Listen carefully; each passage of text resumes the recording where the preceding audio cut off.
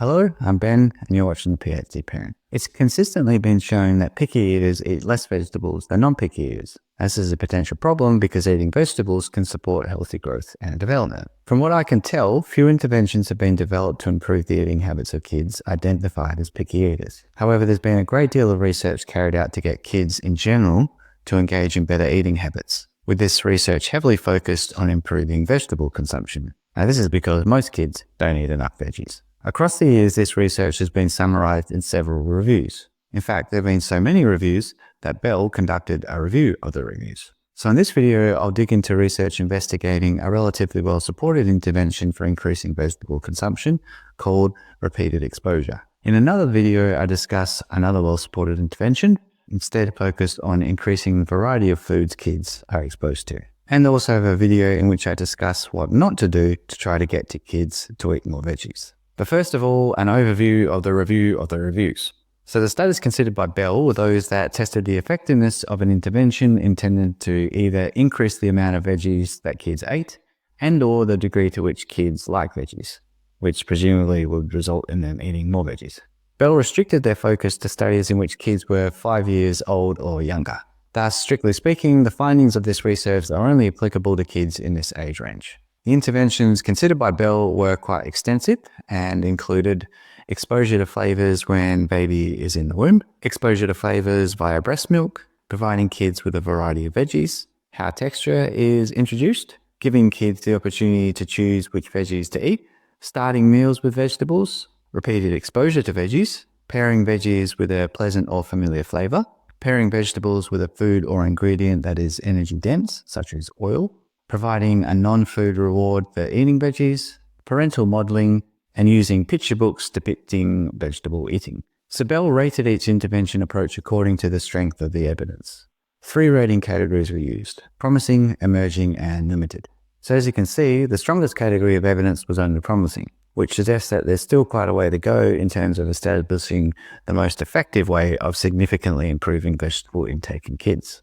Now, Bell rated 2 interventions as promising: repeated exposure and providing kids with a variety of veggies. To get this rating, the intervention had to have a large body of evidence with consistent findings where the individual studies were at least of moderate quality. The remaining interventions were almost all rated as emerging. That is, they had small to a large body of evidence with mixed findings and a mixed quality of studies. So at some point, I'll probably review these other approaches, but for the moment, in this video, I will discuss research investigating the impact of repeated exposure on vegetable consumption. As mentioned in another video, I also look at the evidence showing the impact of providing kids with a variety of vegetables on vegetable consumption, and you can check out the link to that video down below. So on to repeated exposure. Over 20 studies have investigated the efficacy of repeated exposure. The exposure intervention has often been compared to a control condition as part of a randomized control trial. If you want to know more about RCTs, then you can have a look at my video down below. Now, a general problem with this research is that the repeated exposure condition has often been combined with some other intervention, so for example, parental modeling. This makes it difficult to attribute any change in vegetable intake directly to exposure, as it may be the other intervention that drives the benefit. Anyway, in terms of what is involved in exposure, in some studies, the exposure involved a parent simply offering the child a small piece of the target vegetable, that is, the vegetable that you want the kid to eat more of. The child is not required to taste the vegetable, or at least the published experimental protocol did not specify that the child was required to taste the veggie. However, in other studies, the exposure involved the kid having to taste the food. From what I can tell, these kinds of studies have typically involved infants, which isn't surprising as it's relatively easy to get an infant to taste something. You just stick a spoonful in their mouth. But that's not so easy with, for example, a 4-year-old. Now, in some studies, exposure took place outside of regular meal times, whereas in other studies, it took place before a regular meal. Across the literature, the target vegetables have included beans, carrots, peas, spinach, turnips, and artichokes. So I'll now just talk about the overall pattern of results.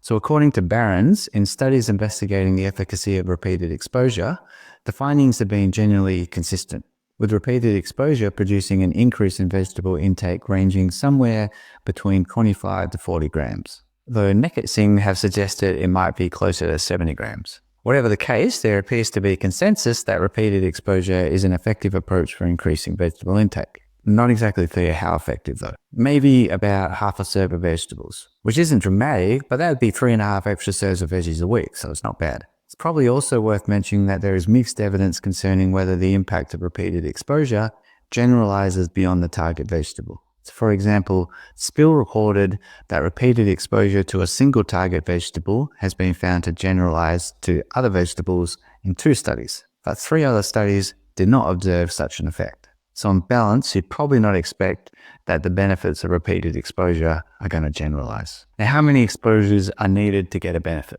Well, when you look at individual studies, there's a fair bit of variability. For example, one study found that improvements could be observed after 3 exposures. Another study found that 5 exposures are needed. One study found that 8 exposures were necessary. And other researchers have suggested that up to 15 exposures may be required. To try and make sense of this variation, Mekhat Singh conducted a meta-analysis, which is basically an approach that involves synthesizing data across a bunch of studies to try and get a better estimate of an effect. Now, these researchers found that to get a moderate improvement in vegetable intake, parents would need to repeatedly expose kids to a target vegetable at least 8 to 10 times. Now, this is relevant because parents typically do not persist with exposure for that long. For example, in a study by Van der Haas, parents were asked how many times they would offer food before deciding their kid didn't like it. About 5% of parents reported that they would try once, about 10% said they'd try twice, 45% said they'd try 3 to 5 times, 10% would try 6 to 10 times, and about 15% would try more than 10 times. The remaining parents reported that my kid just likes everything. So maybe 60 to 70% of parents are not actually doing enough exposures. So how often should kids be exposed to target vegetables? Now, there doesn't seem to be a clear answer to this question. Some studies have involved in exposing kids to the target vegetable every day for a specified number of days. For example, in a study by DeWild, kids were exposed to a target vegetable 12 times over a period of 12 days. In other studies, the exposures have been spaced out.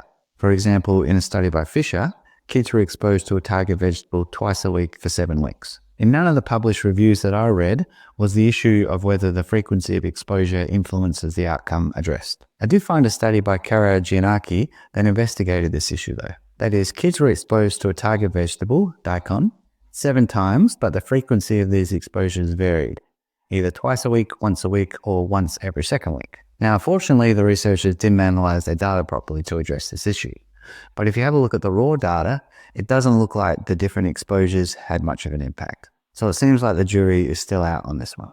And do kids need to taste the food if repeated exposure is going to be successful? So as mentioned, in many studies, repeated exposure only involves offering a kid a vegetable without any explicit requirement that the vegetable be tasted. Intuitively, you would think tasting would be necessary if exposure is going to lead to increased vegetable intake. The issue of whether improvements in vegetable intake following repeated exposure are dependent upon kids tasting the target vegetable hasn't been addressed in any recent reviews. However, it was addressed by Ted Stone back in 1998 in an early review. And these researchers reported that tasting was necessary, which probably isn't that surprising. There is also evidence suggesting that the benefits of repeated exposure differ according to age, with kids under the age of 2 years showing larger increases in vegetable intake following repeated exposure compared to kids over the age of 2 years. The relevance of this is that it's probably a lot easier to get a younger kid to try tasting the food compared to an older kid. So the reason why younger kids may show greater benefits of repeated exposure is because they end up tasting the target vegetables more often than kids who are older. However, there is a little bit of evidence that goes against the idea that tasting vegetables is a necessary part of repeated exposure. Specifically, a few studies have investigated the impact of repeated visual exposure to vegetables using picture books. For example, Houston Price found that such exposure increased kids' willingness to try new vegetables. Now, this is a good start, but what's of more interest, at least for the current purposes, is whether this exposure leads to an increase in the amount of vegetables consumed, not just the willingness to consume. So in a subsequent study, Heath reported that daily exposure for 2 weeks did lead to an increase in the amount of a target vegetable consumed during a taste test following this exposure. So some evidence suggests that visual exposure may be enough to increase vegetable intake, but far too little evidence to be confident about this. So in summary, it's most likely that repeated exposure is going to be effective, or is going to be most effective, if the kid is tasting the food. Now, what happens if a kid is reluctant to taste food as part of repeated exposure? So if tasting matters and your kid is reluctant to taste, what are your options? And the first thing is that if your kid is not into eating vegetables, the findings suggest that the earlier you start with repeated exposure, the better. Failing that, some researchers have looked at the impact of combining repeated exposure with other techniques intended to encourage tasting, but the results are not overwhelming. For example, Holly recruited kids aged between about 2 to 4.5 years old who are assigned to one of 4 intervention conditions or a no intervention control condition. The intervention conditions were repeated exposure plus parental modeling, repeated exposure plus reward, and repeated exposure plus parental modeling plus reward. The repeated exposure involved simply offering the kid a piece of the target vegetable. The parental modeling involved the parent eating a piece of the target vegetable themselves prior to the kids being offered a piece, and then saying something positive about the vegetable afterwards. So for example, this vegetable is so tasty. Finally, the reward involved the parent giving the kid a sticker if they tried the target vegetable along with praise. For example, great job, you tried the vegetable. In this study, the results didn't reveal any differences between the conditions in terms of vegetable intake. However, in their meta-analysis, which as mentioned enables you to synthesize results across multiple studies, Mekit Singh found that repeated exposure plus parental modeling plus reward numerically produces the largest effect. But these researchers didn't test whether there were any statistical differences between the different approaches, and in many cases only a handful of studies were considered. So based on the findings of studies published thus far, you'll probably be going with a combination of repeated exposure, parental modeling, and reward if a kid was reluctant to taste food. But there's not strong evidence to support this conclusion. And some people actually argue against providing rewards. The idea is that if kids are given rewards for eating vegetables, this sends the implicit message that vegetables are bad, which is an interesting enough idea. So if you're concerned about this, you could instead go with repeated exposure plus parental modeling, I guess. But for the moment, that's it for the impact of repeated exposure on vegetable consumption. If there's anything I've gotten wrong, any important research I've overlooked, or if you have any questions, then feel free to get in touch. Otherwise, happy parenting.